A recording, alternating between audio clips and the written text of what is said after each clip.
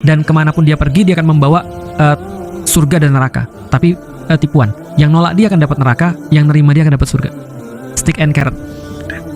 Dan kalau misalnya ada yang nerima dia, itu tiba-tiba panennya meningkat, segala macam jadi bagus. Yang nolak dia paceklik. Dan sebelum Dajjal datang, itu menurut beberapa hadis 2 tahun paceklik. Jadi ketika dia datang, itu benar-benar something. Bayangin mas, 2 tahun paceklik, dia datang tiba-tiba muncul air. Jadi udah itu orang terbawa sama. Benar. Oke, abis itu dan berapa lama dia berkuasa di bumi? Gak ada penjelasannya? Nggak ada. Oke. Cuma dia ngumpulin pasukan namanya Ya'juj dan Ma'juj. Ya'juj dan Ma'juj kan dulu kan terperangkap oleh temboknya Zulkarnain.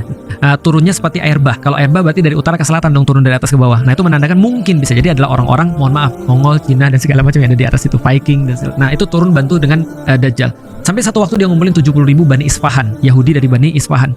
Kumpul, lalu kemudian dia pergi ke Baitul Maqdis. Karena dia mau pergi ke Mekah nggak bisa, Madinah nggak bisa, dia pergi ke Baitul Maqdis. Di Baitul Maqdis, waktu itu tanah itu sudah damai dan dipimpin oleh seorang pemuda. Nah pemuda ini yang nanti akan ngimamin di subuh hari.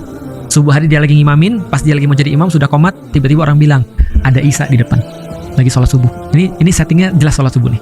Ada Isa. Pas dia lihat Nabi Isa udah turun, lalu terus kemudian dia mempersilakan. Jadi pemuda ini silakan jadi imam sholat. Isa bilang enggak, itu adalah posisimu. Aku jadi makmum aja. Akhirnya pemuda ini mengimami Nabi Isa. Namanya Imam Mahdi pemuda ini. Tapi kita nggak tahu siapa namanya. Yang jelas bukan orang Cina. Aku berpikir pengen sih. Kan siapa yang mau ngimamin Nabi Isa? Iya, Privilege itu ya. Nah jadi setelah terus Isa diimamin, setelah selesai mereka sholat, maka orang-orang bilang Dajjal di depan, Dajjal di depan. Mereka buka pintu, Dajjal sama pasukannya 70.000 tadi sudah di depan, dan mereka pikir di situ nggak ada Isa.